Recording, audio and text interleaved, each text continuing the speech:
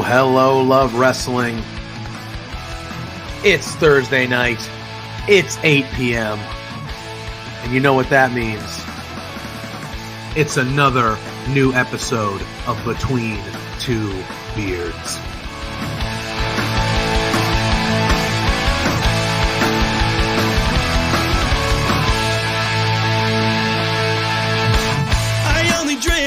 Can we start off with the biggest news of the week? The Rats lost! But every night I'm making new best friends, and the only problem is we like having a good time. Forget yourself now. If you've got the budget, I've got the time. There he is. Hey, boss! There's the boss. Hey! The man with the finest beard on this screen. Canadian boys, shut the hell up. Let me talk. You see, the Rads are resourceful. When I got beef with somebody, I can find a way to talk to them.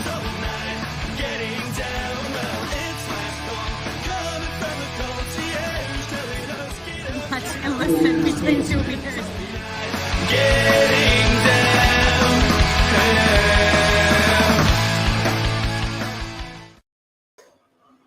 Hello, everyone here at Love Wrestling. Different. It's going to be a different kind of show this evening. No time limit. No plan tonight. We had a plan. We had a plan. We were going to have Andrew, the creator of the new video game WrestleQuest that just came out. He was supposed to be the original guest here. But obviously with the news that broke a little over an hour before we went live, Triple H unfortunately tweeted and said that earlier today, Wyndham Rotunda, known as Bray Wyatt, unexpectedly passed away.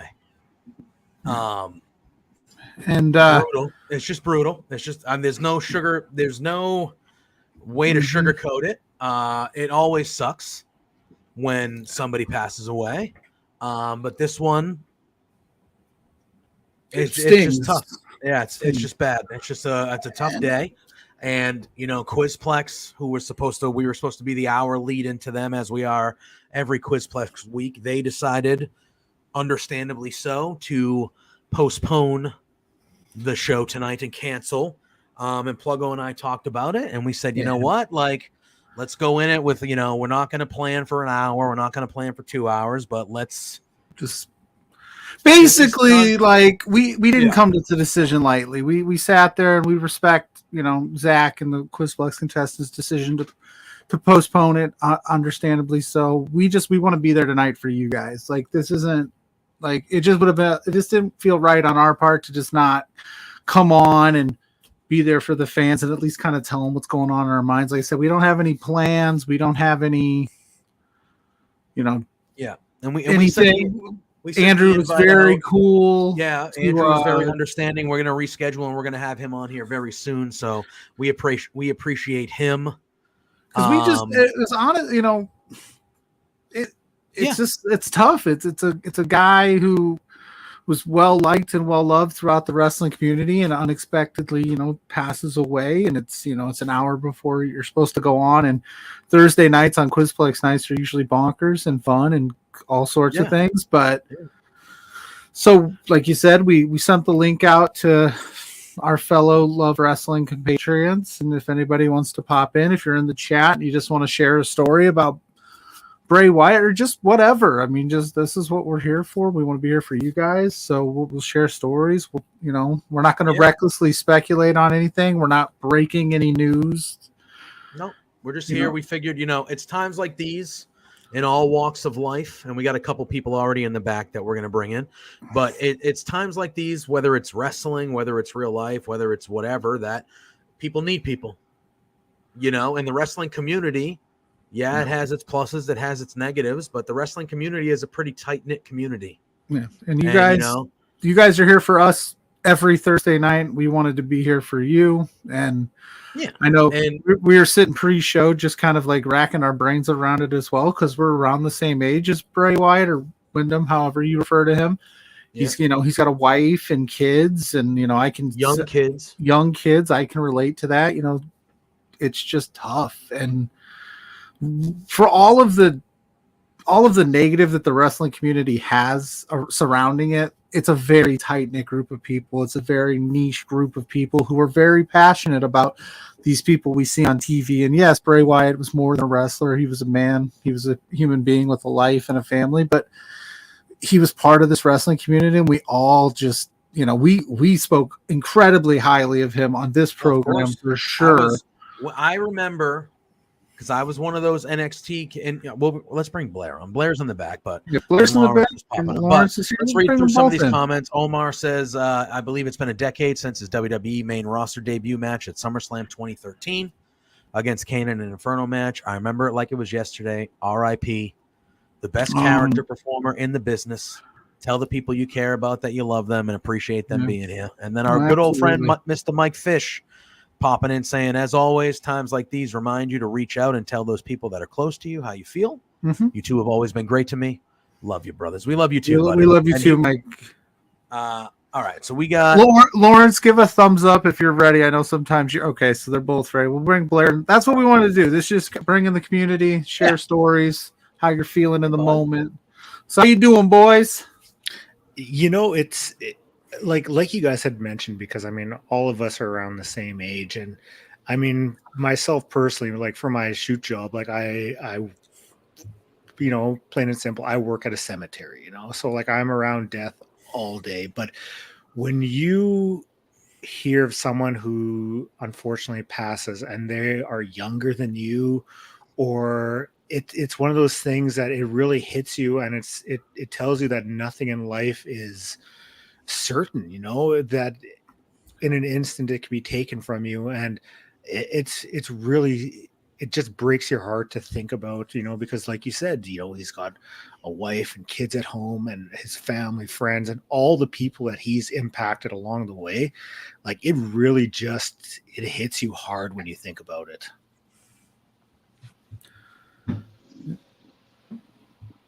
Yeah, Laurence? absolutely. Yeah. Oh. Sorry, I just want to start off with saying, like, three of you, I love you guys very much. We love you too. And like, especially like the last few months, like everything since stuff opened up with COVID, I made like a concerted effort to always. Did we lose JPJ there? Yeah. Okay. But like, I've always made a consistent, like it's hit me more in the last few years that like everything here is finite at the end of the day. And like, I try to get the most out of any experience, to try to go to as many shows as possible to not necessarily, even if I'm not necessarily feeling up to it, to go see my friends, because you don't know when the last time you'll see them. That might be the last time you'll ever see them. And like I think we all, like, Bray Wyatt Wyndham was such a like brilliant person, so creative, and just 36 years old. Like he was our age, like collectively in the middle of all of us. And to leave kids behind like that is just so tough. Like I've been there. I lost my father at a young age, and like I know that pain and know somewhat what they're going through. It just sucks so much. And I know the whole community feels like, if people in there like feel sad or think like it's all right to feel that way, like just because you don't know them personally, it's not the easiest thing to lose somebody you think you're a fan of. It's never easy. Yeah. So they said you get attached to these characters on TV, and they become part of your part of your Pluggo daily starting the laundry. You're starting the starting laundry. the laundry. Hey, would man, be- got to get it in when you can get it in. Get it in. Yeah, just it wouldn't be, you grow attached to them, love them or hate them, if the product sucks or not, you know what I mean? It just becomes a part of your daily routine to watch them on TV and to see them lose. And I feel like you said it best, Laurence, like the kids and losing your dad at a young age. I just feel so bad for, JoJo having to explain that to those young kids that they're not going to see their dad anymore. And that's just brutal. Like, yeah, it's just tough, man. Yeah. And I, like Laurence, I lost my dad as well. Like, it's just not, it's just one of those, I don't know. It's hard to put into words and stuff like that. But I remember I was an early right away WWE Network guy, and I remember those hour NXT shows, and I remember the first time I saw the Wyatt family, like Bray Wyatt and the Wyatt family, and they would cut those promos, and it was on the, they were and it was just so different than everything else, and it was like, this is the first time I saw it, I was like, this is different. Like, this could be special. This could be special because it's different. And even when they did, and then they ran through NXT, and they were one of the most sought after acts for obvious reasons. And then, We do have fireworks here, buddy. they debut on the main roster, and that first iteration of him as like the cult leader, Bray Wyatt, like everything he did was so creative.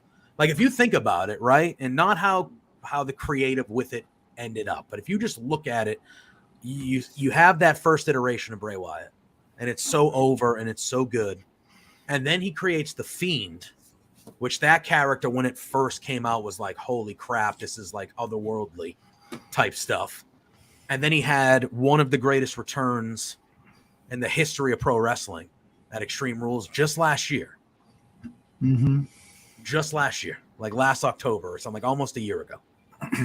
And it's like every iteration of, you could just see the creativity oozing out of him onto the screen. And yeah, man. You have something special when, love it or hate it, people are watching it because they want to see, like, for the people that didn't get the Fiend gimmick or didn't get the Wyatt family stuff, they still watched it because it was so out there that you had to tune in just to see it, whether you're right or wrong. But we got Mike. I like this comment here. Terry Funk said in his Hall of Fame speech, and we have two mics in the chat tonight, that he would have a wrestling show in heaven and every seat would be front row, and he just added another incredible star to the card. Yeah, Terry Funk passing away yesterday. It's been, as Misfit said, losing Funk and Bray. Because that was to be completely honest, like, that was the whole plan tonight. We were going to talk about some of the Terry Funk highlights of his career and reminisce and have some fun. And that's what we're going to talk about. We're going to talk about, and then just Terry Funk. We're going to talk about All In. We were going to talk, obviously, with the creator of WrestleQuest and stuff like that. And then all of a sudden, we all were just beat, Good evening. Yeah, we got Culp and Mike from Indeed and Misfit Wrestling Podcast. How y'all doing? So, it's when did you guys, maybe that's cool. Like, when did you discover Bray? Or I know he was Husky Harris for a hot minute. I don't remember much of those days though. I think because in Canada you didn't have the network at first, so that was watching NXT was kind of out of the question. So I remember when they were first called up. And, it was something that was completely different at the time. The vignettes really leading into it, too. Yes. Like, for months. Like, it was go ahead. Yeah. But those were, like, so different. Yeah. For the time and what WWE was presenting, it stood out. So it really captured the imagination of a lot of people because you weren't used to it. It was something creative, something innovative. And when they first appeared and the way that they just captivated the audience, like, Bray had the fans eating out of the palm of his hands, and like rightfully so, because the guy was so incredibly creative. I remember, the face-offs between them and the Shield, and the one thing that really, the one memory that I had was when I think it was Punk and Bryan had a match, and then out came the Shield and out came the Wyatts, and they all sort of turned and they were going to face off with them. And, with Bray as the leader of the de facto leader of the two almost, and like that really stood out to me as one, like I still go back to watch it, like, so all of that early Wyatt stuff that's ingrained in my memory. Yeah. There you go. Wordsmith popping in saying heartbreaking. Two absolute giants. Yeah, it's a heartbreaking week. Yeah. And then Mike saying, because of my lapse in fandom and not watching WWE for the last couple of years, I missed pretty much all of Bray's career. What are some of his best feuds matches I can take in?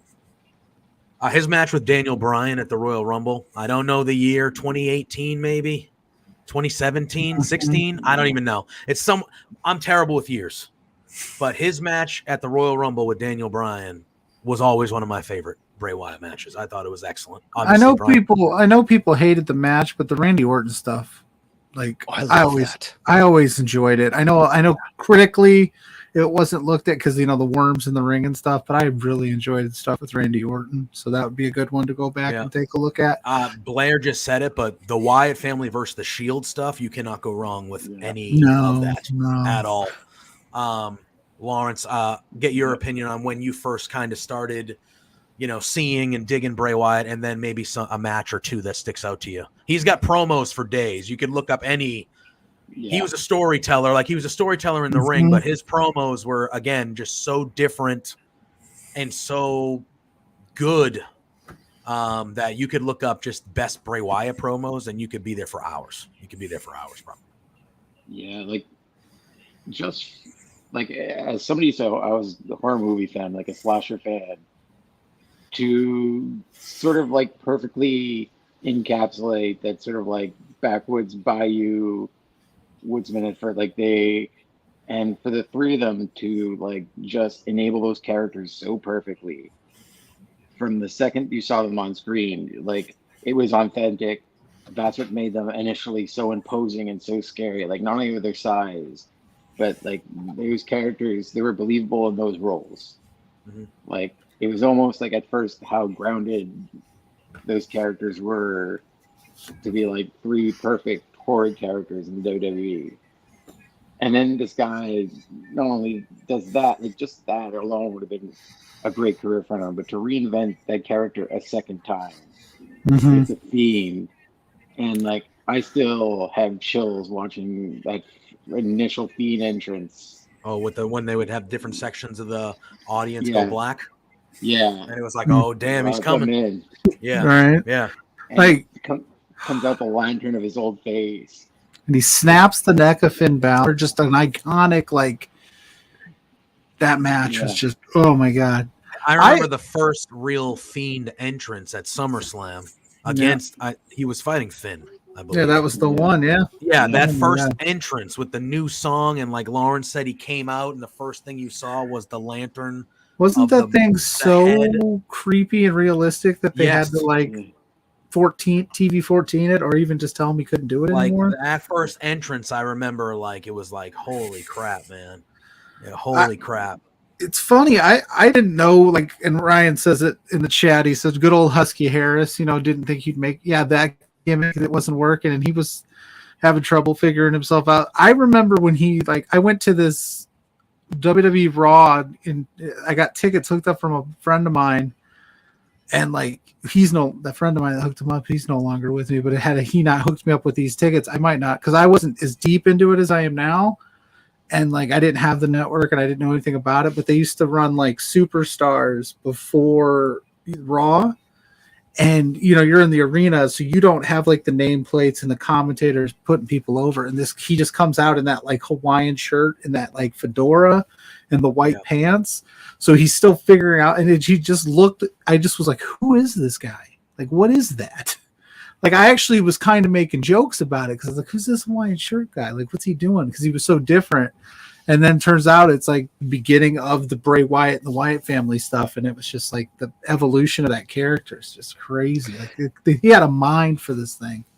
Yeah, like I say it completely lovingly, and I don't want it to sound bad, but it's funny how when he debuted and, he made his presence there, and it's like fans, I feel like, could almost relate to him in a way because like he was, you know, a husky guy, you know, so like a husky bearded guy. So to think like the amount of people who would go out dressed as Bray Wyatt for Halloween, you know, it's not like you're seeing like Roman Reigns costumes everywhere, but he had a connection with fans because like he you know was very similar to a lot of fans in a way, you know. So it's like, and I say that not disrespectful. As a husky guy myself, like as a chubby guy, you have that connection with him, you know? Because he is at the time that he's starting to like gain that traction. It's still a little bit like the Randy Ortons of the world, the John Cena's of the world, right? And that's why we gravitated to like the Bray Wyatts, the Daniel Bryans, because they just looked different. And it's like there's a fan base that looks more like him than looks like John Cena. No disrespect to Cena or anything, but just using it as an example, like, you know, that's how he resonated, he related, and it was so different, and he looked different. It's like he made people think like I could do that too. Like I could wrestle too. I don't have to be, because we talked about it on Grainmaker with WCW back in 2002. It's everybody's 275 and completely jacked and spray tanned. It's hard to relate to that when you don't look like that. Yeah. Bebe in the chat. Good to hear from your friend. He says, I am far from religious, but the thought of Wyndham and John Huber, Brody Lee, hanging out again makes me smile. Yeah. And Bray was very open about how much that affected him when Brody passed away a few years ago, and it affected all of us. And I think we're sharing a lot of those similar feelings here. Younger guy in the prime of his life, prime of his career, family, father, not great. Sean Ross Sapp tweeted about 10 minutes or so ago. He said, I was given permission to reveal that earlier this year, Wyndham Rotunda, Bray Wyatt, got COVID that exacerbated a heart issue. There was a lot of positive progress towards a return in his recovery. Unfortunately, today he suffered a heart attack and passed away. I encourage those reading to respect the family's privacy if at all possible, but his loved ones wanted some details clarified. So completely unexpected. That's just unfortunate. So Sean Ross Sapp just tweeted that. I'm assuming the family was probably getting hounded about questions of things of that nature, so they probably just wanted that out there to. All right, this is how, you know, to kind of because I can't imagine being the family. Like I know people want to know, but it's not the business. Yeah. But the way people can be nowadays, I'm sure it's. And then Mike said Blair nailed it. I'm skinny as hell, but I was that guy who broke the mold. He wasn't stereotypical wrestler. He was a normal guy killing it. Yeah, and he looked like a normal guy killing it. He looked like you said. He looked like more like the average person than the dude with an 8-pack that goes to the gym most people look, more like him than they do, like you said, John Cena or Roman Reigns and it was very formulaic early on in Bray's time. It was a very formulaic WWE where it was like big guy, get over, you know what I mean? Every once in a while you get that just oddball that everybody clings to, and they basically, the fans said, we want this guy to be at the top of the card. You got to make it happen. And obviously he has to be able to deliver as well, and he did, tenfold, man. Just like I said, an incredible mind for the business. It's crazy to think, like the stuff. Like I would never in a million years be able to come up with some of the things that he came up with, just like to do as a character work. Yeah. We just chatted about that, Misfit. So I mean, but yeah, man, it's just a sad day. Yeah, I don't know. It's tough. Yeah, I thank you guys for coming on. Yeah, appreciate it. We know days like this aren't easy, and we don't know how long we're gonna go. Like we said, we shared it out to the team and just said, hey guys, if you want to pop in, I mean, obviously you guys are welcome to stay as long as you would like, but I understand that it's a tough day for all of us here. So if you guys got to go, or I'm going to take off. I just wanted to leave with one final memory, and I think a lot of people at the time will remember it. It was when Bray and Roman were tagging for, I think it was 1 or 2 matches, and he had the pin and he did the look up and point, and at the same time, that's when Roman speared. I think it was Sheamus or Rusev at the time, and it was just like, it was almost iconic in a way that like it was unexpected. You never thought of like something like that to happen, and then it kind of faltered afterwards. They did follow up, but like for that moment, it made you to believe like you could almost have like these two like superpowers, you know. But it's just one of those things. But I appreciate all of you guys. Much love, and you know, just to everyone, like, you know, just never forget to share those memories and talk about them, and they'll live forever. So absolutely, man. Thank you for joining us, Blair. We appreciate you, man. Much love, Blair. Yeah. So Mike's saying it right there. Can we just take a moment to appreciate wrestling for what it is? I shouldn't push buttons. Yeah, still. don't push the buttons, Pluggo. The rules don't change.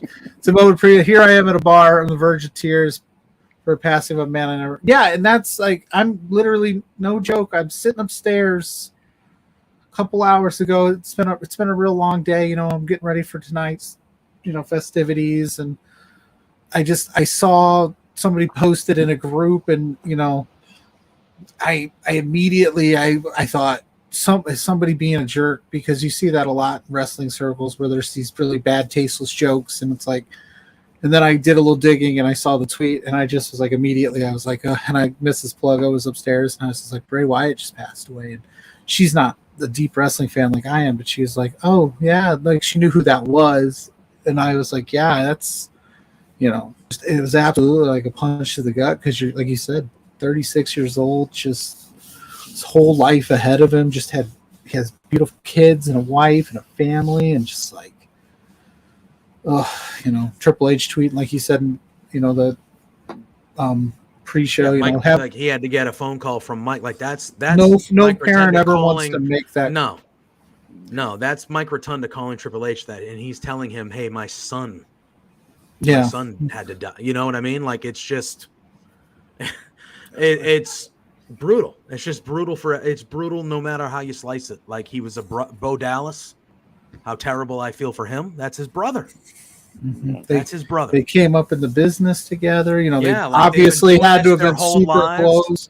It's a part of their, you know, it's a part of their lives. And you know, Zach saying, you know, he wish he could hop in. Thanks for running the episode. You know, what a force of nature Bray was. You know, you know, you're welcome. I don't want to take praise for this. This isn't our typical Thursday night, but we wanted to open that door. You know, we weren't trying to.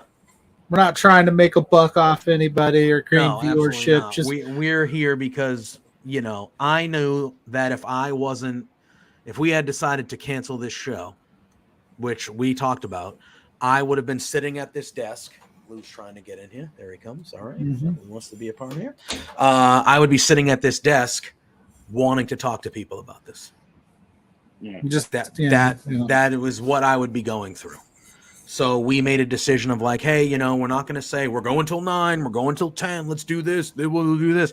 No, let's just go live. Let people know we're going to be live. And if you want to come in and just hear us three, but us two idiots talk about how we feel, cool. If you want to talk about how you feel in the chat, cool. People want to pop in, cool. This show could have gone 10 minutes. It can, you know, whatever, man. Yeah. It's just I felt like. And we felt like, you know, we wanted to be there in case people needed somebody to be there. And that's why we hopped on, you know. So you guys just mentioned Bo Dallas a second ago, and you know, the like to let people behind the like most see-through curtain, like for the first time he was able to tag with his brother right before this all happened. Like something I know they've been talking about for a while, and like they were just getting started with that. Yeah, there's a whole new character for Bo Dallas, like bringing him back out on the road as Uncle Howdy, and like it's especially heartbreaking because like they were finally starting to be able to work together again. That was super, super nice, and like my heart goes out to him. Yeah. I mean, my heart, it goes out to everybody. I mean, that locker room. That locker room has to be devastated. We've seen all the tweets already. I'm sure we'll read some of them at some point, Lou. But like that locker room has to be devastated. That's one of their guys. A lot of those people in that locker room went through FCW and NXT with that guy. And they've been around him for a decade or 15, however long he was there, 12, 13 years. Big E said that he tweeted out, I retweeted it. I'm not gonna read it verbatim right now, but Big E said that Bray Wyatt was the first guy that was ever nice to him down there. And Baron Corbin called him a friend and said, And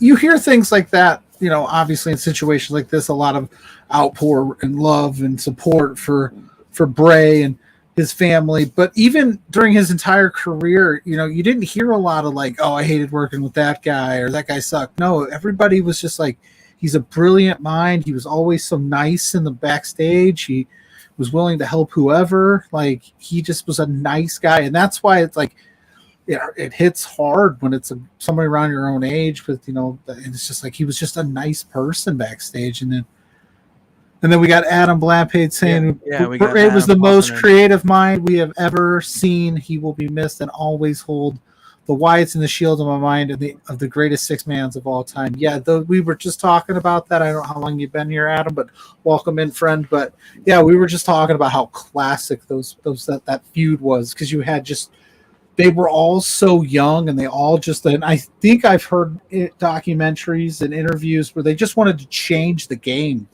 They were all hungry of the young Seth Rollins, Dean Ambrose, Roman Reigns, Luke Harper, Eric Rowan, Bray Wyatt, obviously. Like, just, it was this new wave, and they were like, we're going to steal the show every night. Yeah. And Zach also tweets. He says, comments, Laurence was there too, but one of his last appearances saw him take out Hit Row and say, "You're welcome, Montreal." Charm we didn't get to see much of, but he had it in spades. No need to apologize, Adam. Like, that's fine. That's what we're here for. We chatted about it with Blair earlier. We'll chat about it with you now. Just what we're here for. We'll rehash those. Like you said, it is one of the greatest six-man tags of all time. Like, we could talk about that for an hour. Yeah, and Misfit says, never apologize for recommenting something at this place. This place, we're open to whatever. Rest in peace to one of the most creative minds in the wrestling business, whether it was a backwards cult leader to being WWE champion to the Fiend. Bray Wyatt was loved by millions of fans. He was. Did he really say, "You're welcome, Montreal"? That's awesome. Yeah. That's funny. That's knowing the situation. But again, that's the kind of mind he had. No offense to Hit Row, but they definitely he did. So I don't remember that. It must have slipped my mind. But yeah, like, obviously now that the news is broken and Sean Ross Sapp has confirmed what happened, but like, we were talking, backstage of just like, there was whispers of him returning soon, like you had said. There was Sean Ross Sapp reported there was movement about potential things, because that's been one of the big mysteries for the better part of the years. Like, where's Bray been? Like, what are they retooling this Fiend gimmick? Because they had that LA Knight match with Uncle Howdy, and it just was kind of it wasn't the greatest thing. So I thought that they were just maybe retooling it, get as far away from that as they could. And you were getting to the point where he's like, you either got to return him or release him, because like, you're just sitting on it. People want to see him on a TV screen being creative. And I can't tell if my computer's acting up. Yeah, I'm gonna wait until I see him. But yeah, okay. Gray screen. I was making sure I didn't also have a gray screen before I. He said, "Man never got Triple H versus Bray after that segment where the fans pop and Bray touched the title in 2016." Yeah, that would have been fun. That would have been a good time. Bray, they kept stopping and starting with him, but he'd always figure out a way to make it interesting. Like I said earlier, whether you loved it or you hated it, you tuned in to see it because you just knew that something was going to happen that you had to talk about. Yeah, I agree. Man, just a tough day.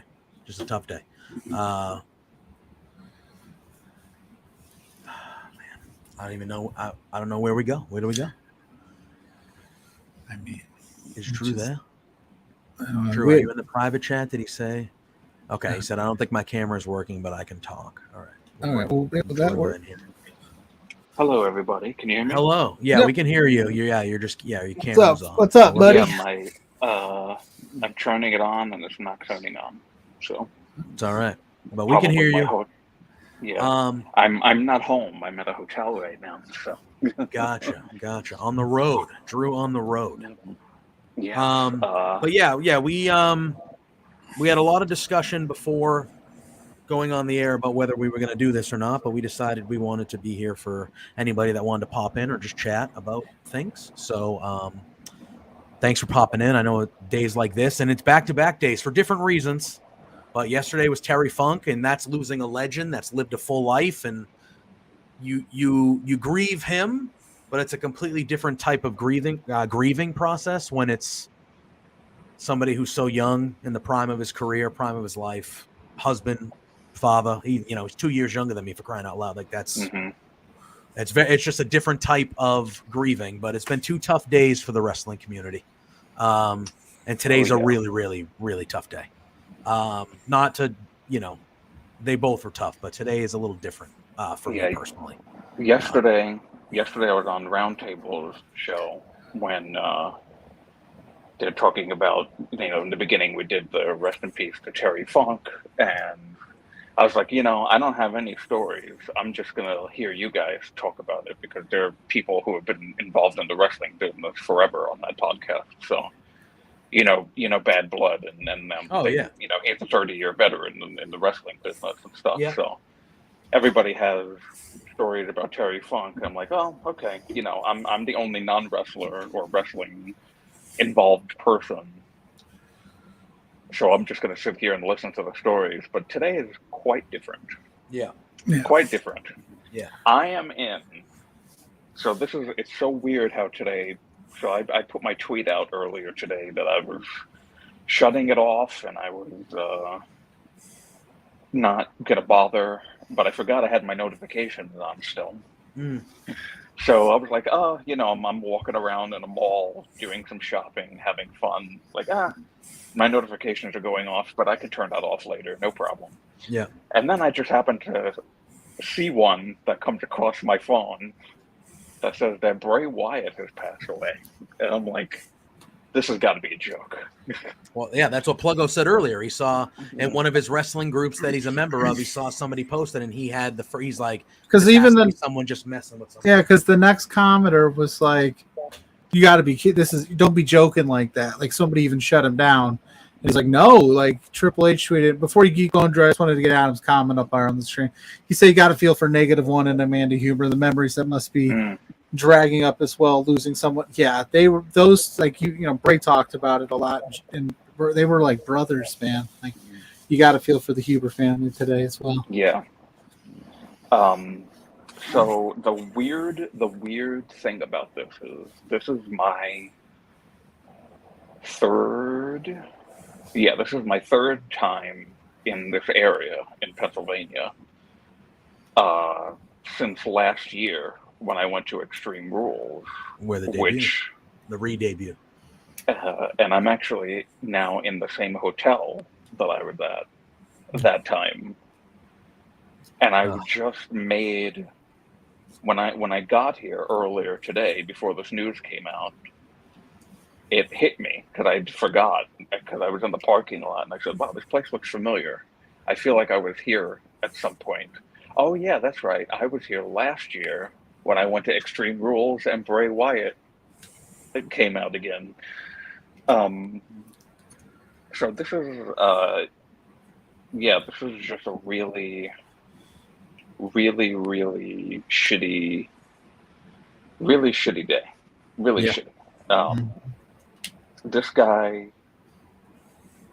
was legitimately one of the coolest wrestlers alive. I'm sure it's not. I'm not the only one saying this, but many would call this generation the Undertaker, in a sense of just how he could carry a story and be the mythological but personal and and very down to earth human being. You know, that's how he came off in his latest run in WWE. You know, that first promo that he cut when he came back after that debut, that re-debut, was just so unlike anything we had ever heard from him before. It was raw, it was emotional, it was also if I believe, oh no, it wasn't, no, because Brody had passed away in 2020 and he was wrestling in 2021. But it just felt like a rebirth of not just Bray Wyatt, but of Wyndham Rotunda. And I was so excited to have him back. You know, that promo he cut, Drew, was just like, you could tell he was so happy to be back too. Like, it just, he couldn't keep it together. The reaction that he got that night at Extreme Rules was, I mean, you talk about like people who have been in the building for certain moments in wrestling history where like a Stone Cold pop or a Rock pop. You know, like I've seen all of the clips. You go back and watch when Rock returned in 2011, when Stone Cold helped Mick Foley win the title. You know, those loud, deafening pops that you hear from a crowd. And that was, I got to actually live that type of a pop. To be in a building for that type of a pop. Yeah. Which was something that was so special. I remember I couldn't get to sleep that night because I just kept watching it over and over again on the network, on Peacock. And that was like one of the most special moments. While I'm not a WWE guy, really, Bray Wyatt made me a WWE guy. And I'm really, really sad that this happened. And I don't know if you saw Sean Ross Sapp's tweet about what actually we read it on air about a little while ago. So that makes it even sadder. So it does. It actually, like, I was able to continue going about my business today after finding out that news. But when I saw that tweet, that actually is when it hit me really bad. Yeah. And you know, he was gone most of the year. And and Sean has been very respectful about this Bray Wyatt stuff the whole time, because he gets asked a million questions about it, and he was always like, he's not cleared. He's not cleared. He never indulged. And he never indulged why until he was given permission to do so, unfortunately, which was today by the Rotunda family. But he never indulged why. He kept it respectful. He kept it, he's just not cleared. And then you get the reports late last week or early, like last week, where it's like, hey, there's some positive news about Bray, and they're hoping that maybe he can come back within the next month or so. And then obviously that's just not going to be the case in the worst way possible. But yeah, man, it's just it's a bummer. And like I said, 36 years old, a heart attack, not great. That's not a great scenario. Yeah, I'm not too far away from that age too, which really exactly fucking frightening me. Yeah, and it's 2 years younger than me, and I think it puts it. I always get sad. Like I was sad yesterday about Terry Funk. And then you hear something like this, and it's a different type of sad to me. It's a different type of sad. It's the same sad as a wrestling fan that's going through losing somebody you enjoy watching, one of your heroes, one of your, people that you really admire who they are and their work. But when you put it into the perspective of like, this dude was 2 years younger than me, like that's wild. That's wild to me. Yeah. And obviously he's he's not the only person that has passed at No, that of age course not. from a certain, heart attack or whatever. But Yeah. it's when it's somebody who's as larger than life than he is. It's really sad. It's really sad. It really is. All right. We have another person in the back there. So, oh man, Drew, if there was, obviously you were at the return, so obviously that's going to stick out to you probably more than anything because you were in the building. Oh, yeah. So Yeah. So if you had to exclude that, what is another Bray Wyatt memory, promo, match, something that sticks out I to know you? already. I already know the answer to that. That's the Fiend's debut at the 2018 SummerSlam. Yeah, we were talking about that. That was the most incredible thing up until that point that I had ever witnessed in wrestling. Yeah. As a wrestling, as a more recent wrestling fan, from 2012 on, that was unreal. I didn't think that because I was already kind of starting to become a jaded WWE fan at that point. And the Firefly Funhouse vignettes leading up to that moment were incredible. It's like this is pre-Bloodline WWE, where it just seems like any story is going to be crappy. Yep. Because Vince McMahon just ruins everything, and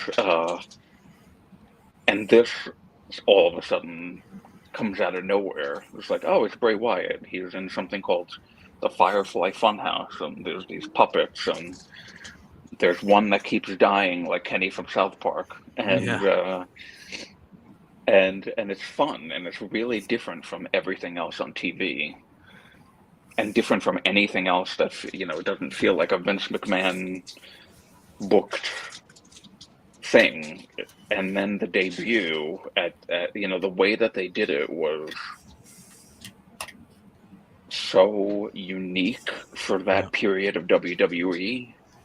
It felt like nothing ever done since like the height of the Undertaker's popularity. Yeah.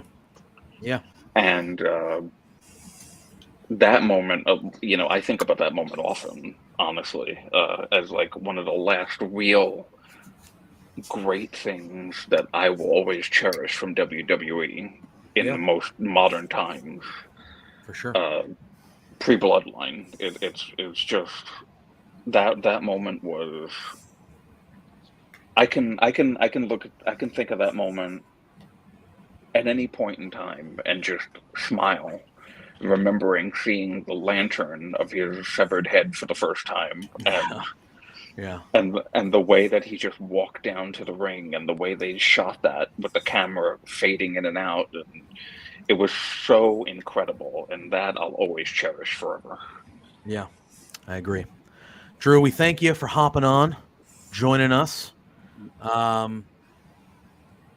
It's a tough, like I said, it's been a tough year. We got Henry in the chat that says we got no break between Funk and Wyndham, and then makes me remembering Jay Briscoe earlier this year. It's been a tougher year for the wrestling community. It's been a tough one. Really tough. It's been a tough one, and there's more that we've lost besides those three. But yeah, it's been a really, really tough year. So I appreciate you, Drew, taking some time to hop on and kind of share some stories tonight while you're obviously away in a hotel room for obviously you making the time and hopping on to chat a little bit about Bray Wyatt. That means a lot. So thank you for popping on. Yeah, thanks, Drew. Thank you very much for having me. Absolutely, you're welcome anytime, my friend. Love you, brother. I will see you. I love you all, and I will see you on Sunday. Yep, Sunday morning. We'll be talking all in and all that fun stuff. So, Drew, appreciate it, and we shall chat with you then, my friend. All right. Thank you very much, guys. Thank you. Yeah. All right. I'm also going to head out. Okay. I'll let you guys get to your next guest. But thank you so much for having me on, guys. Absolutely. Same goes for you. Same goes for everybody. You guys, we love you all. The You door's guys. So you're always welcome open. whenever. Yeah. Thank you, Laurence. Laurence. Appreciate you taking the time, man. Yeah, love you guys. Thank you so Love much. you too, brother. All right. Speaking of love, your best friend. I know. I usually Long time. Obviously, I wish we were Hi. under better circumstances. I wish it were too, gentlemen. Can you hear me all right? Yeah, Yes, I Wordsmith, wish it how were are under you? much better circumstances, but it has been a little bit since you've accompanied us two gentlemen during a Between Two Beards. So before we start, I'm assuming talking about the good of the life of Bray Wyatt and even Terry Funk maybe too. How are you doing? How am I doing? I sat on my couch. First of all, I've been having a crappy week myself. As you can tell, the sultry tones are a little bit dampened this week because colds and atmospheric changes. Anyway, scientifically speaking, just I'm too awesome for this world, apparently. So not about me.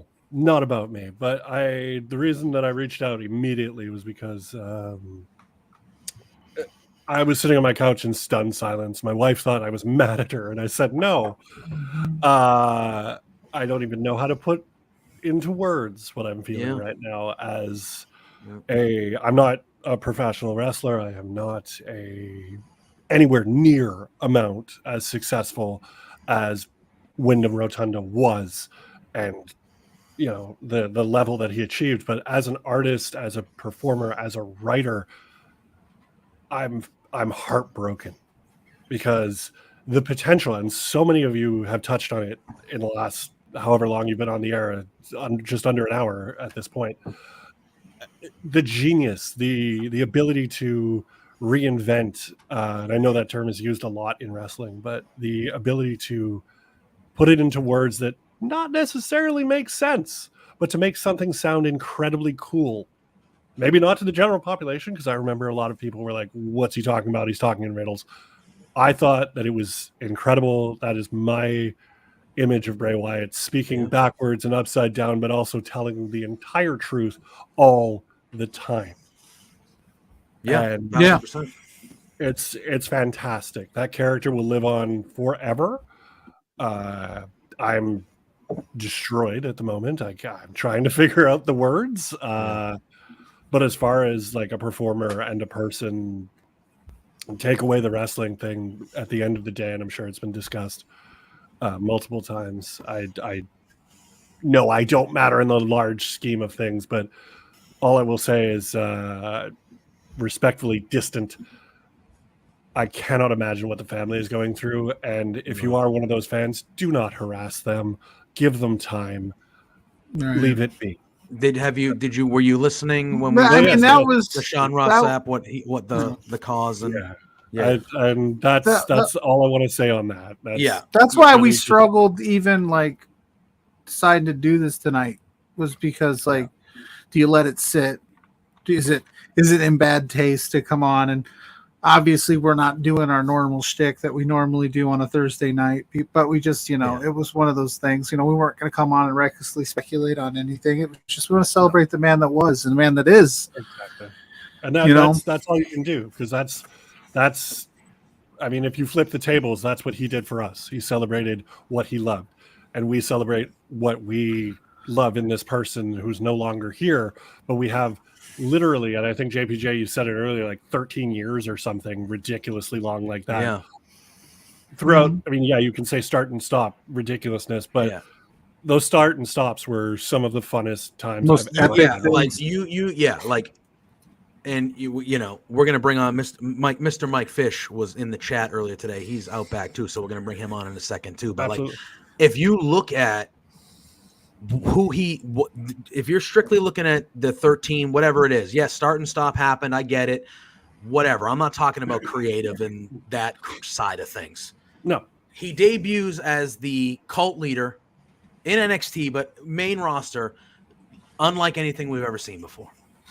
Start and stop, whatever. He comes back and he does the Fiend, which is unlike anything we've ever seen before. But not only that, and I do want to stop because the tweet that got me, and the tweet that I really, because this guy, like, I love him to death. I love everything he does. And when he was with Bray Wyatt, and I think both of you kind of realize who I'm talking about, given my history, when he was with Matt Hardy, some of the stuff they were doing, the Woken Matt stuff, and Bray being just the eater of worlds insanity that it was. Yeah. That is why I love professional wrestling. And I thank whatever you believe in, God, spaghetti monster, whatever, for Bray Wyatt and his ability. And Wyndham Rotunda is a legend, and he deserves a legend's, send off. And I mean, he's getting it on Twitter right now. He's getting it, and we'll read some of the tweets. Let's bring Mike in here. We're gonna pop Mike in here. Hello, friend. Hello. What's up, guys? Likewise, like I said for the wordsmith, long time no see. I wish it were under better circumstances, but glad to have you here. Yeah, man.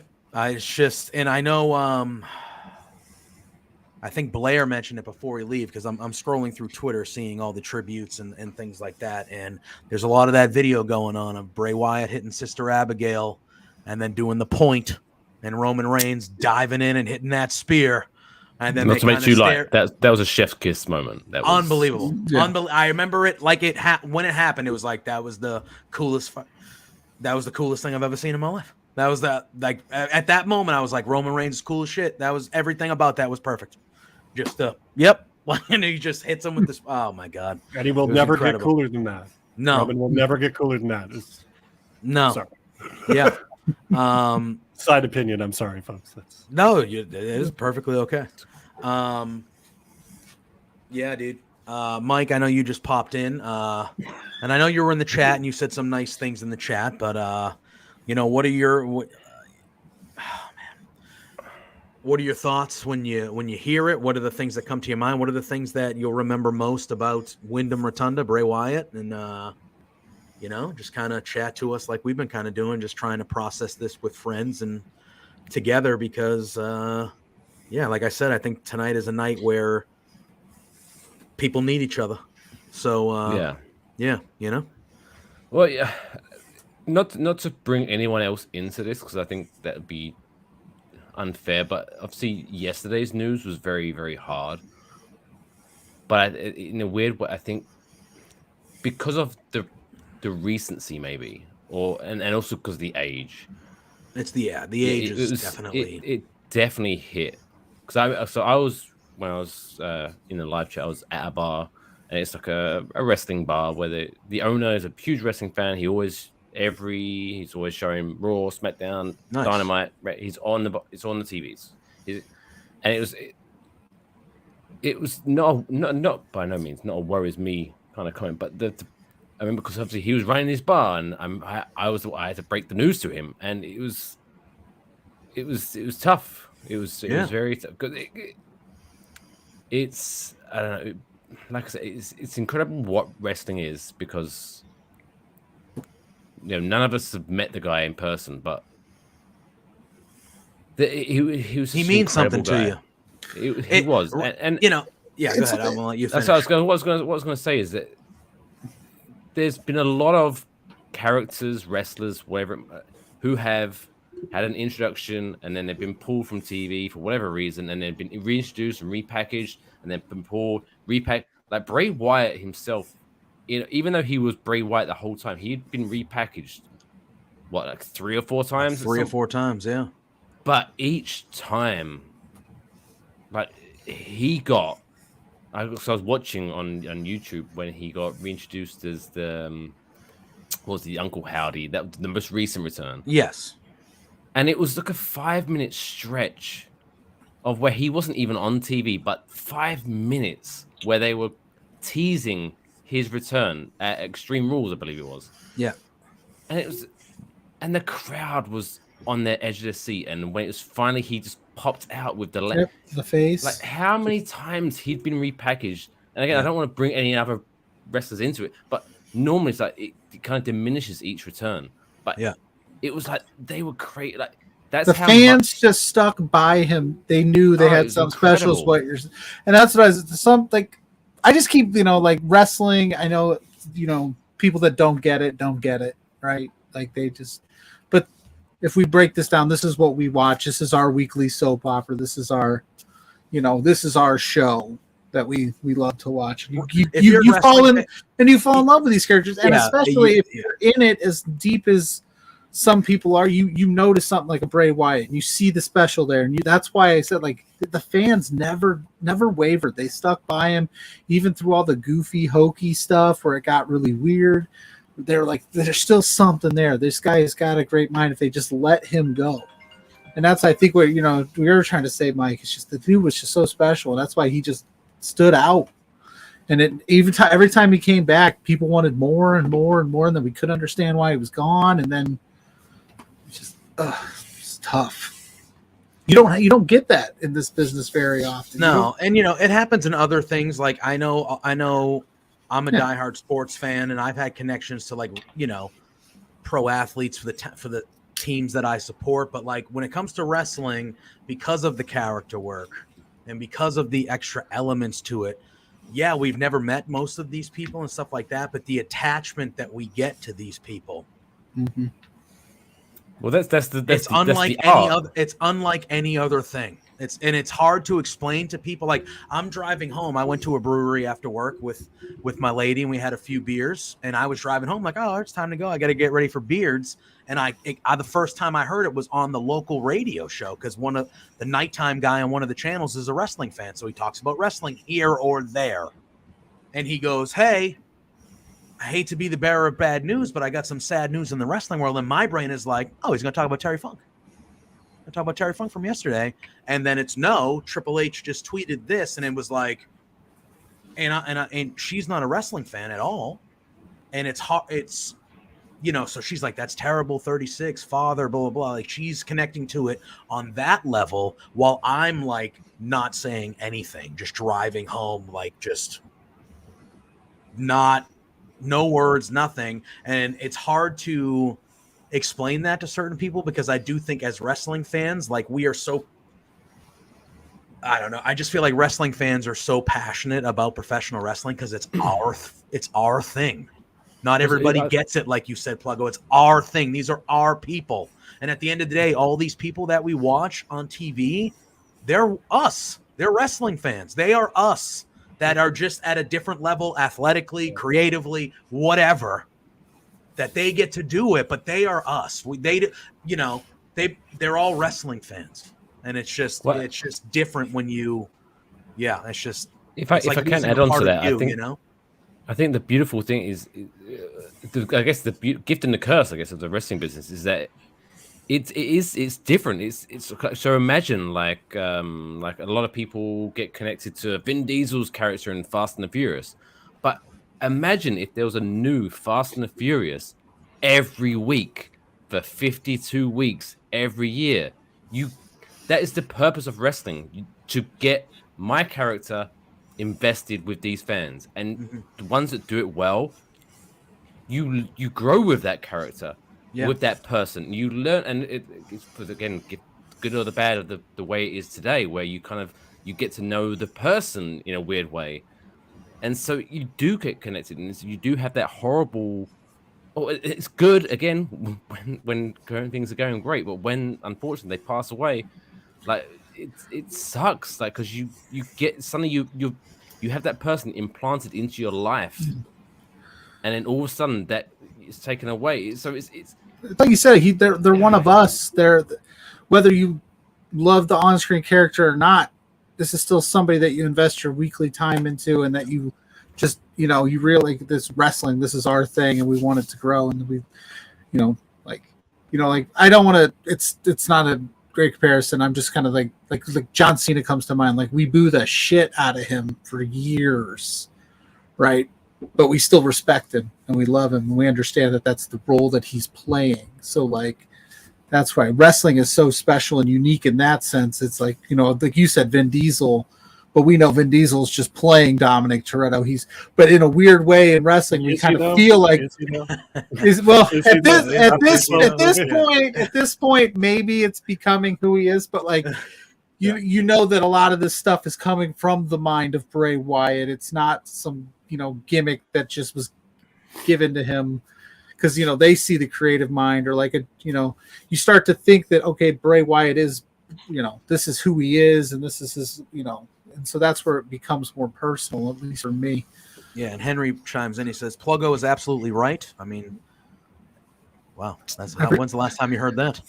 It says Pluggo is absolutely right. The fans knew there was something special there and a potential that hadn't been fully realized yet because momentum issues, but it was something worth waiting for. It's just, and it's to just even further on like the start and the stop, the start and stop. With some wrestlers, you just give up and you just go, it's never going to happen. But Bray, it was always like, if they just tweak this, if they just tweak that, if they just let him be him, like we always held out hope that it would finally, if they just went away from the supernatural hokey setting people on fire thing, and you know what I mean, like just let him like, and then you started to see it with the recent return where it was like it was a more realistic person at first, and we never quite got back to the full Fiend thing, but you could see the elements were there, and it just nobody ever wavered on it. Like there, wherever he would have ended up when he was released the first time, like if he goes to AEW, it'll be a slam dunk. He'll figure it out. He goes to Impact, he'll figure it out. He'll land on his feet, whatever he decides to do. And that's just, you don't see that very often either with like talent, where it's just like, because sometimes you're like, that person, I don't know what they're going to do with them. It's just not clicking ever. And, we're losing interest, but he always kept you interested. Yeah, because you knew how creative and like wordsmith, obviously we're talking about the man and just kind of what he meant for us, but you're a promo guy. A little bit. Bray Wyatt was also a little bit of a promo guy. A little bit. You could say that. He could dabble. He was quite okay at it. I would say he was very, very good at it. Off the top of your head, or I don't know, you said you've been sitting there in silence. I'm sure you've been thinking about some of them. What's kind of, if you had to pick one or two that come to mind right away when you think of Bray Wyatt and that character, what are the promos that stand out? Besides all of them. I heard you say earlier, just pick one. And I'm exactly, I was going through the list and I'm just like, that's not fair. I really can't, because there's so many, but like, There's catchphrases that he had, like the follow the buzzards thing. It's like, what? Oh, yeah. What does he that had even people mean? literally singing, "He's got the whole world." What is the whole? And he did that because he did have the whole world in his hands. And the other thing is, and I don't know if anybody's spoken about this, but Pluggo brought up Cena before, and I just want to go back to a little bit of a crappy time for everybody because COVID. Yeah. What was the best storyline of that WrestleMania? Sorry if that's a heated debate. I don't care. Yeah. From my personal experience here, if we're talking like dialogue, interest level, that match itself, whether you want to call it a match or not, that was incredible with him. And so the fact that Cena was down for that too, and he was like, "I'm all in. Let's just go. Let's just do it. Let's do it." Crazy. And just if you go back and you read that script, go watch and rewatch it now, kind of outside of that world a little bit that we were all in, and I don't think any of us were really, it's just not a great time for pro wrestling. But you watch that match, it was the best. It's the best match on that show, far and away, and for a reason, because it was like you could see, even looking at the Firefly Funhouse segments that he would do. This is something different. This is obviously from him. This is obviously his creative kind of vision of like, what if Mr. Rogers got dragged to hell and was like a really psychotic person on the inside? It was great. I loved it. And then we got that payoff of a match and it was just magical, man. Like you can go back and watch anything from the pandemic and I don't think any of it stands up to that. And I stand by that because as a kind of a lapsed WWE fan, I can go back and watch that and be like, that's the coolest thing I've seen in a very long time. And there's a reason that a star the size of John Cena would be like, I trust you. Let's do this. Jumping through hoops. Fully commit and let the Nikki Bella, comments go in there because, like you said, John Cena's not doing that just for anybody. No, there's no way. And it's like you have, and underneath that, we can even pick up on that line of conversation.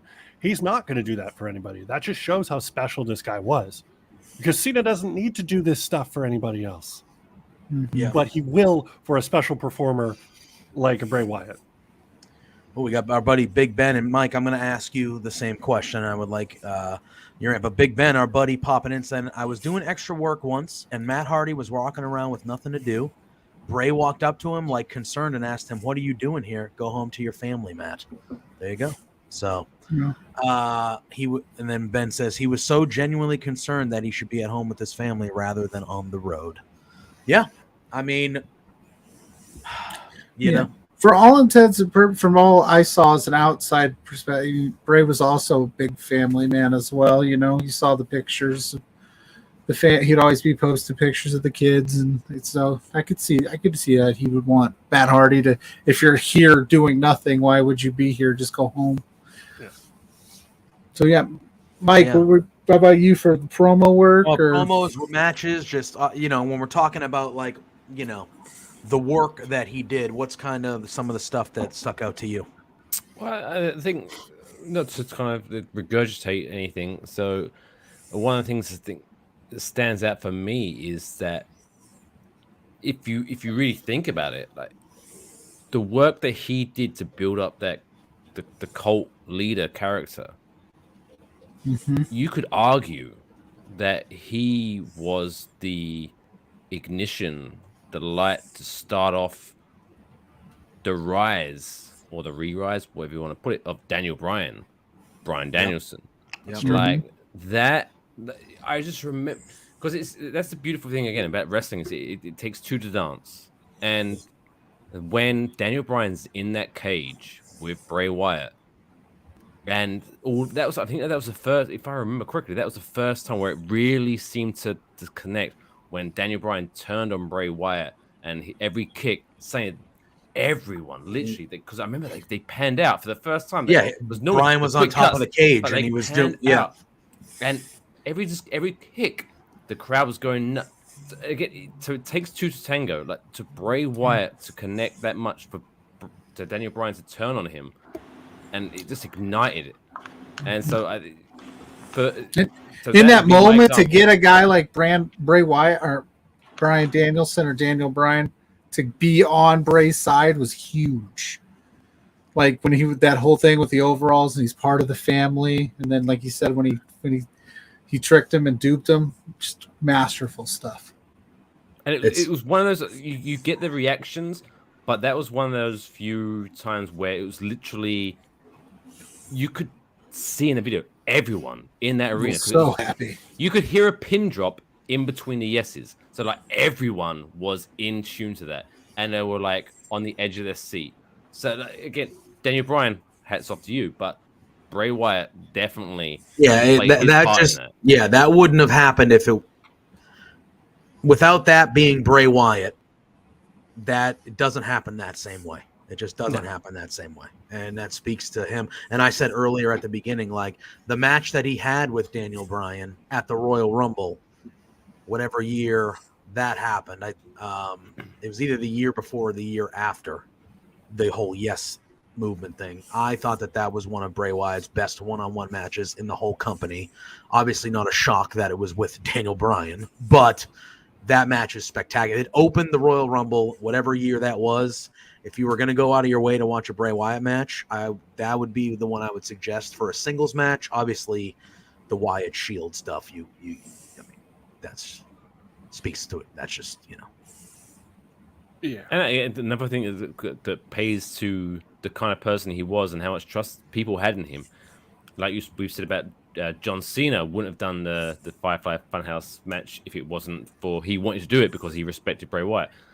At the point of his career, Randy Orton, that, I know you mentioned the feud, but the match itself, how weird, and like a lot of people talk about with the maggots on the ring and stuff like that. Yeah, But the Randy, fact, again, if you look back on it now, you think for Randy Orton, how outspoken he has been.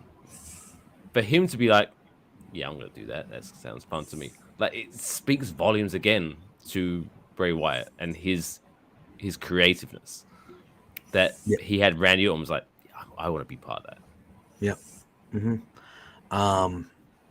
I just and I think we should, simply because I'm more of a promo guy myself. I'm just on. I don't know if we can mention names of websites. I'm not taking credit. I didn't do any research for this, but I'm just pulling up some memorable lines from some promos here.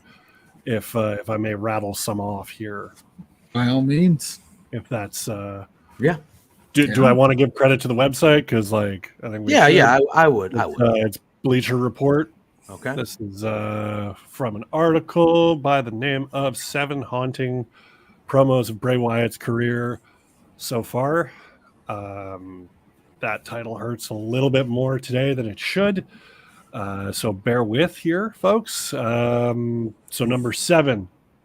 This is he has found a home. Memorable line from this, and I remember hearing this one. Your words mean nothing to him now. He hears only my truths. Like, this man was a poet. I love it. I'm reading these, I'm getting chills, and I'm upset, but it's fine. I'm just going to read a couple more here. This one I absolutely 100% remember. Monsters are real. This was from a while back. The June 3rd edition of Raw. Who was he feuding with at this point? This is just a Wyatt family promo as far as I can tell. Parents, I need you to stop lying to your children and tell them that monsters aren't real. Because I'm a boxcar and a pack of matches. Again, chill. Yeah, it's just, man. Oh my god, dude. Nobody talked like that. Nobody talked like that. And you could tell it was 100% him. I got one more here. Oh, yeah. One more. Yeah. One more here. Sorry, I'll let you finish the thought in a minute. No, it's okay. This one actually, I love these last 3. It's from the same promo. I'm not sure the exact dates here. Normal men lose sleep at the mere thought of dancing with the Reapers. That's the first one. Second line of this promo is, my soul smiles at just the thought of your quivering hands waving those little white flags. And then the last one here, folks. Be careful inviting the devil into your backyard because he might just like it. It's a good one. No. I'm going through some too. Another good one was, I am the color red in a world of black and white. Yep. And if you value your ability to breathe, don't get too close. Just like, bro. Like, just like things like, come on. Absolute genius stuff. I will build my empire next to the sea so I can laugh from my throne as my enemies drown. Now imagine, here's like, the thing. Like, if you haven't watched wrestling, pro wrestling, you know what I mean? You see but this, even if haven't watched wrestling in a while, but even if you had watched wrestling, you're like, that's badass. That's badass. Like, because you're not like, damn, that's badass. Because like, what's the typical stereotypical like, I'm bigger than you, I'm better than you, blah blah blah. I'll beat you up. Yeah. And Bray's out here just spitting poetry, and you're just like, what is going on? But he was like the modern day Jake the Snake almost. Yeah. Where that type of like, even sometimes he would say something and you'd be like, I don't know what the fuck he's talking about, but this is awesome. Yeah, it's riveting. Like, it was incredible. Yeah. He would say things that maybe even he was like, whoa. What did I just say? That was amazing. And I'll go back to the stuff with Matt Hardy. What did any of that mean? Exactly. I don't know, but I loved that entire thing that they did. It was just like, no, these two know exactly what they are doing. 100%. People don't understand it. It didn't really work. Besides the fact, I loved it. And just seeing them having fun, and Big Ben, I got to give you a shout out for that. I just love hearing stories like that. It makes me so happy for both of them. But it's crazy to see. You can really tell when a performer is enjoying themselves when they're given the opportunity to. And I think that the legacy of Bray Wyatt, Wyndham Rotunda, is the fact that this man worked his behind off to make sure that he got what he wanted to get over. And he did. Yeah. He had another one here that had just popped up. It said, the wolf will never lose sleep worrying about the feelings of sheep, but no one ever told the sheep that they outnumber the wolves. I just read that one. I was about you just read that one. Yeah, I love that one. It's just like, dude, like, it's just like you said, what used to be, your show. It was poetry of a promo. This man was the epitome. Yes. The it was one epitome of that inspiring title. forces of that. And it's just you think of modern representation of the actual poetry of a promo. Bray Wyatt was it. Wyndham Rotunda was it. If you haven't seen it, and I have to put this out there because I think it's a must, and I'm not sure exactly what it's called, but it's a Bray Wyatt swamp story where he basically tells the story of the Fiend and he's just walking through a forest. It is haunting, so well written, and it's just like, this is the craziest story ever. Wonder if anything will happen with this. No? Okay. Flash forward like 10 years. Yeah. The Fiend. Suddenly there's a yellow-eyed cat-like figure, and oh, look, it's the Fiend. Yeah. Yeah.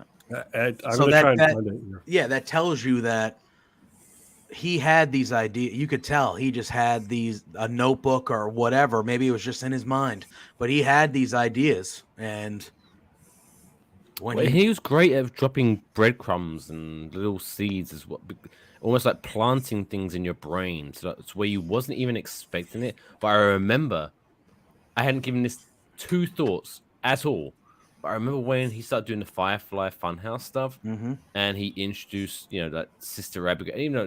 But he's like, oh, Sister Abigail. Yeah. Is that the spirit of who's Sister? It was like suddenly like everything he laid. It was like, oh my god, it all made sense suddenly. It was like, I can't wait. And, it's incredible stuff. One of my favorite lines when he was talking about Sister Abigail, I don't remember who the feud was or whatever, but he says her touch could save the world, but her kiss will burn it to the ground. And I was just like, all right, well, just like he would speak so glowingly of Sister Abigail, and that as a half decent poet myself, Can we swear on this show? Yeah. I remember every time. Oh, thank you, Mike. I appreciate that. I appreciate that. Like, yeah. I remember every single time he dropped a line like that, I was like, "Fuck! Why didn't I write that?" Yeah, right. Yeah. If I could write like that, I would be so much probably more miserable than I am. But because that takes an extra level of either comprehension of otherworldly things. He just. Fantastic. Absolutely. I'm still looking for the video. I'm sorry. I'm going to try and share it in the chat. Maybe we can put it out. Yeah. This website I'm on has some actual quotes from certain nights on SmackDown. He had one where, I don't know, it doesn't say to who, but he goes, "I am your mother's tears from the love you couldn't repay her. What? The buzzards are circling overhead. I am the sad truth that waits for you down below." But that's just it. Oh, how many wrestlers in this business talk like that? Have websites where you can look up the top I just typed in lines. I just typed in famous Bray Wyatt promo lines. Boom. It's just in strictly like the kayfabe sense of it all too. Like if you're a wrestler and you're on the opposite side of the ring, and he's spitting that at you, and you're just like, I'm gonna pile drive you. Like what about what are you gonna combat? How do you combat that? It's just you are it's master class on words and just killing it. Last one for me. You are but tiny little toy soldiers trying to play your part in a war that is not meant for you. You will fall right in time for my next. Did you say that already? No, I remember hearing that one. Yeah, he goes, "You are but tiny little toy soldiers trying to play your part in a war that is not meant for you. You will fall right in time for my next game to begin." It's like, bro. Like, wow. And that's horror movie shit. That's horror movie villain. You know what I mean? There's going to be documentaries in the future where I think people are going to look back and it's going to be one of those, not only this person was ahead of their time. I think unfortunately, Bray Wyatt was just, I don't want to say too good. That sounds too too grandiose, but he was ahead of his time. I don't know where he was ahead of his time. He was just, but almost he was ahead of time, but it was almost behind his time because you could almost argue his promos would have fucking killed in the 70s, the 80s, like the way. Oh my god, yeah. So it's like it would have been riots in the 70s and the 80s. He's a 101, but not right for the wrestling business because he just never slotted in anywhere. But he would have slotted. It was, I'm explaining it weirdly, but you know what I mean. I get what you're trying to say. I listen to a lot of like Bill Simmons, and he goes back and retro like ranks careers, and one of the things he says, he always asks, is that player one of one, where there's just like, you're not going to create that again. And I think and no recency bias. If I'm trying not to put, but he was one of one, like you said, you could plug him in anywhere and it would just stick out. Ahead of his time. I don't know. Maybe he was at the right time because he's still stuck. Like he could probably, like you said, be successful in any era. But yeah, I definitely think he was a one-of-one personality in the wrestling ring. And from all intents and purposes of things that I've read and seen, like he seemed like just a stand-up guy all around, like as a human being. So, just all right. Sad day. It really is, and I feel bad because our initial thought process for this show was we were going to talk about Terry Funk because we lost Terry Funk yesterday too, and that's another legend, one of one type individual, and for obvious reasons, in a weird way, that they're connected. They are connected because they are connected. Terry Funk was another, obviously, of his wrestling skills, but he was another one where it's like, even if 2023, if God bless us, if Terry Funk was still alive, if they announced, this Monday night on Raw, Terry Funk is going to speak, people were like, I need to hear what he's going to say. I need to hear what he's going to say. Yeah. He was one of those that transcended it because, again, like I think I mentioned in a comment, like in this world where today it's all about the in-ring part, people want to see the workers and the work rate and yada, yada, yada. But Bray Wyatt and Terry Funk were one of those people that I could tell a story. I couldn't give a shit what you do in the ring. I want to hear you talk. And it's going to make me feel something. And not many people do that. They can do that, but you need the wrestling to back it up. But they were like, I couldn't even, I don't care what Bray Wyatt does in the ring. I want to see him talk. I want to see their vignettes. I want to see that's what gave me joy. Yeah. How many times have you heard, Wrestler X is fantastic in the ring. I just wish he had this personality or this person's speaking ability and he'd be next level. And like Funk and Bray Wyatt, they had both. Like I real quick, I don't want to go too far. I know we don't want to keep you guys too late, but yeah, Terry Funk was one of those. When I was younger, he was old, right? Well, so he stood out when I was a kid. Question. I was literally just going to go into that. So yes, yeah. Question for the room. When was the last time Terry retired? And I say that lightly. But 2017? Yeah, it was like 2017. The last time he retired was 2017. But the first time was like 83. So that tells you a lot. It's like... Yeah. First time I heard of him retiring was that Beyond the Mat. I think I'm gonna hang him up, honey. I think it was SRS who tweeted it, or it might have been, I don't know, but somebody tweeted it and they said this was yesterday, obviously, and they said the thing about Terry Funk is if you're a wrestling fan and you came into being a wrestling fan at any time, Terry Funk means a lot to you, but it means something completely different than the person standing next to you. Because the Terry Funk that I knew, and the first Terry Funk that I knew was ECW Terry Funk. Mm-hmm. That was my Terry Funk. And he was old then. And old in 97, 98, whatever it was. But he was. Paul Heyman has said on Beyond the Mat, but he has said multiple times there would never have been an ECW if it wasn't for Terry Funk. Because Terry Funk went there and said, yeah, I'll be a part of your big shows and your pay-per-views for a year. And I'll be Terry Funk and you can promote the shit out of me.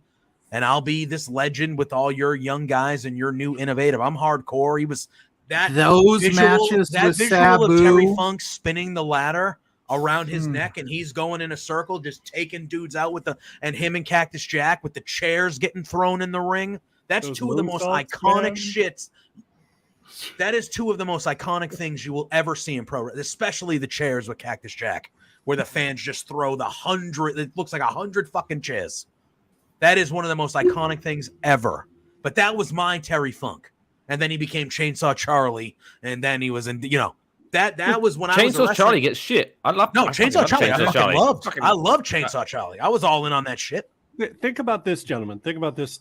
I use that term loosely because Pluggo is present. I know. I'm sorry. Wow. I had to. That was my one. I have to make light of it. I'm sorry. I love you. How many times in the Royal Rumble history, and now we're going to talk about one of my favorite moments in Terry Funk history. First time I ever saw Terry Funk. Didn't know who this person was. Turned on, I think it's Royal Rumble 98. First two people out, Cactus Jack and Chainsaw Charlie. Yeah, 100%. I'm just like, who didn't know anything about wrestling at the time? Yeah.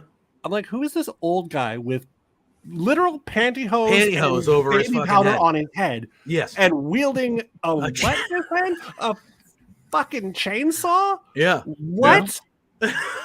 Yeah. God bless you, Terry Funk. Unbelievable. Unbelievable. But like, you know, that Terry Funk, you know, and then me being the avid wrestling fan I would, when video stores were still up and kicking, I would go buy old wrestling tapes, and then I would see Terry Funk, and you would see the Terry Funk versus Ric Flair match. The I Quit match. Yes, and you would see the old Terry Funk stuff, and you're like, oh shit. Now I understand why this old bastard is such a big deal, because he was that guy. You know what I mean? And then it's like, holy moly. But like, yeah, Terry Funk for me, that was hardcore ECW Terry Funk. That's my Terry Funk. That's the Terry Funk I remember first and foremost when I think of Terry Funk. But oh man, you know. And what's crazy to me is that but a lot of people, in a weird way, I would almost argue that Terry Funk is one of the most underrated wrestlers of all time. I would agree. He does not get talked about as on the Mount Rushmore as much as he should. Ric Flair is always, and I'm not knocking Ric Flair by any stretch of imagination, but Ric Flair is always talked about as one of the best, if not the best.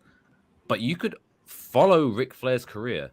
He followed Terry Funk in that Terry Funk, if you like the technical style of wrestling, Terry Funk had some of the best matches of the technical style.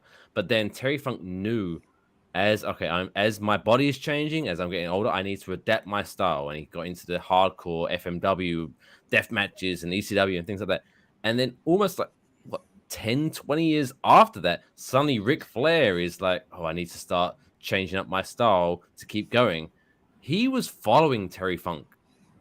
Yeah. And Ric Flair is like the best, and he is one of the best. I'm not going to argue. But Terry Funk deserves, in a weird way, Terry Funk is regarded as one of the best, but he still deserves way more credit. I fully agree. I fully agree. Man almighty. Legend. Just legend. All right. I still think one of my sorry to cut you off, JPJ. No, you're good. One of the best moments from, and I know we bring it up, but it's a lot of, like, especially younger fans, I guess. Like, I don't want to say that I'm young or anything, but I'm not. Like, the first time I heard Terry Funk speak, I was like, wow, this old guy knows a lot. He was very soft-spoken, too. Very soft-spoken. Big vocabulary. And seeing him speak with Mick Foley out of character, be like, yeah, you know, we set each other on fire in Japan, and we were totally okay with it. It's just like... just nonchalant. What? Yeah. Like, our wonderful little grandpa is just chatting away about his stories with his friends. And I'm trying but I guess if you're as deep into that as if that's an everyday aspect of your life, you know, all day, every day, twice on Sundays, you know, he's just like, yeah, we lit each other on fire. So be it. I just remember like a couple weeks back, I was like cruising Peacock and just looking for some old wrestling, and I came across ECW episode 1, and Terry Funk was doing commentary in a blazer and like a nice button up, and I'd never seen that before. Because he's a classy guy. Yeah, I know. And I was like, this is the same. This is the same Terry Funk that had those absolute all-out wars with Sabu and ECW. What? Yep. Sure was. Sure was. Used a flaming branding iron, kids. Yes, he did. That's something you could do in wrestling. He had quite a storied career. To make light of things, I'm not going to be surprised if you look back at the history of Terry Funk's career. I would not be surprised at the funeral when everyone's saying their piece. Suddenly the casket opens and Terry Funk goes, "Oh, I got booked again. I'm back. I'm not retiring yet." And he's just going to come back. It's true. It's true. I'll be at TCW. You know, there were moments before we came live, and we said a few times that we weren't even sure if we were going to go live tonight. But we've been live for over 90 minutes talking about Bray Wyatt and kind of ending it here with a little bit of Terry Funk stuff. Yeah, so I want to thank everyone. I think this is probably a good time to cut it off for the evening. I feel like we kind of ended with some, honoring Bray Wyatt, which I'm sure this will not be the last time we talk about Bray Wyatt. No. And I think ending it on Terry Funk and kind of, this is what I wanted this to be. I wanted us to kind of talk through it, have some different friends on, and at the end of the show, even though it's a sad couple days in pro wrestling, we're sitting here giggling about all the good shit that Terry Funk made us laugh, and all the things that he did, and we're talking about the greatness in the promos and the stuff that Bray Wyatt did, and that's why I didn't want to, and I didn't know if the show would go 10, 15 minutes, or we'd go an hour and a half, or we'd go the full 2 hours, or we'd go 5 hours. I didn't know. But I just felt like it would be good for everybody, especially people that we're friends with, that we care about, and, there's a lot of negativity in the wrestling community, a lot. And there's a lot of not great people and stuff like that. But it is the days when this shit happens that I feel like most people come together, and we're all aligned with how we're feeling, or we're all aligned with what the purpose of our fandom is for that moment. And it's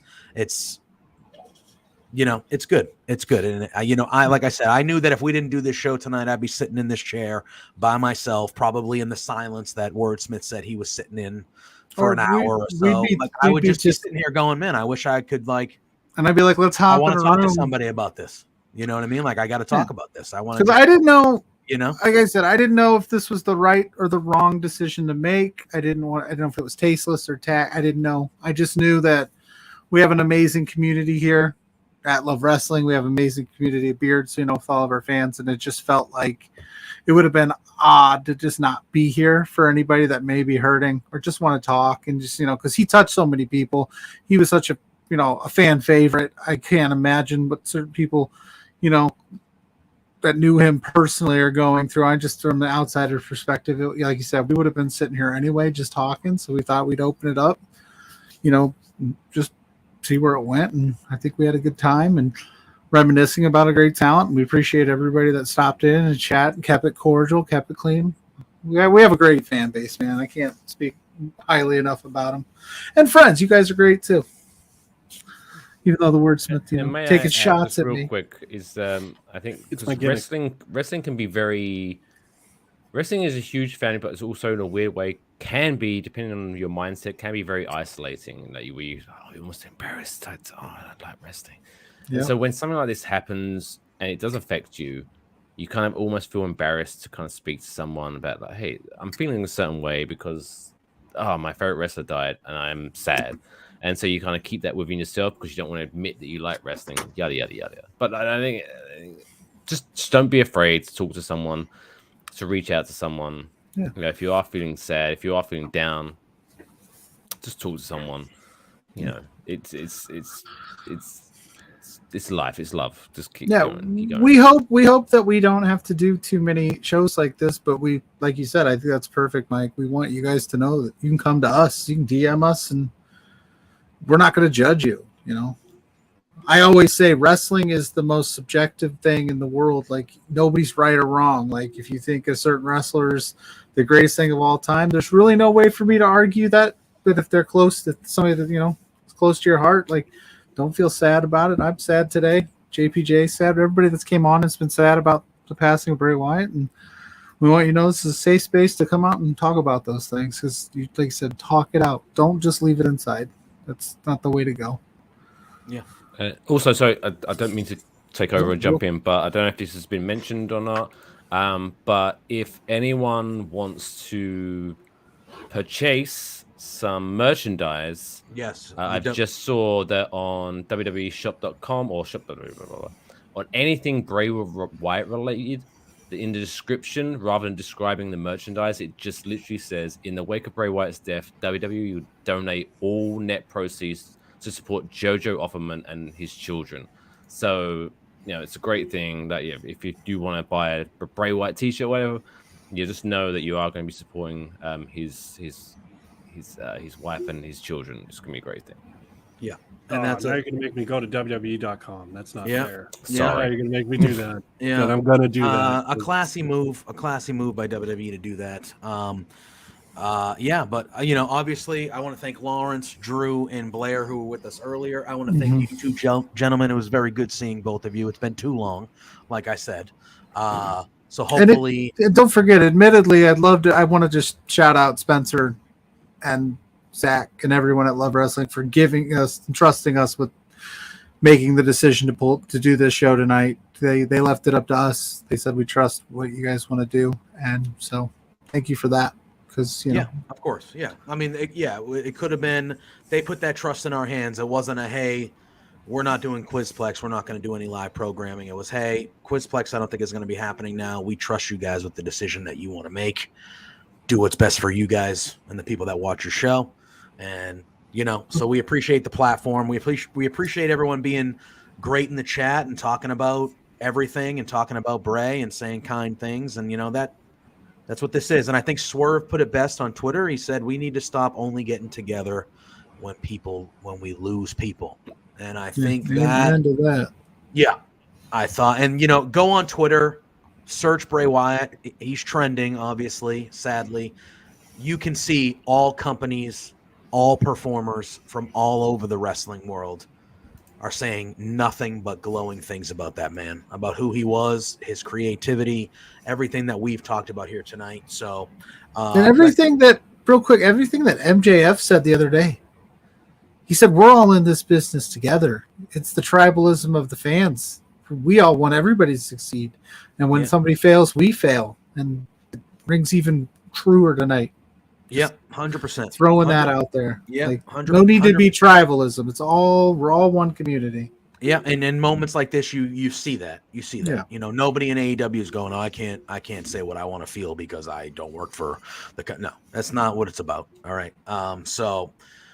Thank everyone who joined us. Thank everyone in the chat. We appreciate you all. We're all here for you. Like Mike said, you follow us on Twitter, whether it's the B2 Beards thing or me or Pluggo personally. If you need to talk about some stuff, do not hesitate to reach out. Do not hesitate. We're all here for each other. That's why we did this tonight, just in general. So I want to thank everyone for joining us. And we'll be back next Thursday for a more regular, normal show that you would expect from Pluggo and I. But tonight this felt like the right thing to do, and I feel like it was the right thing to do. And I know I needed it because before we came on air, I was, me and Pluggo were in a room for a half hour. I maybe said like 10 words. I was I knew I needed to talk to some people and kind of get through it because this is not easy and it's a tough one. So I appreciate everyone kind of making my night a little easier on a personal level as well. So, for everyone, we'll see y'all real soon. Thank you, Mike. Thank you, Wordsmith. Thank you, everyone else who joined us. And we'll see y'all. There's going to be no Sue tonight. Yeah. We're just going to kind of sign off here. Sue can take the night off. Yeah, Sue can take the night off. She's a lovely lady. So we will see y'all. We love y'all. Rest in peace, Terry Funk. Rest in peace, Bray Wyatt. Wyndham Rotunda. And hopefully, like Pluggo said, we don't have to do this for a long time. So we'll see y'all real soon from everyone at Love Wrestling. Take care. We love y'all, and we'll be talking to you soon. See you later.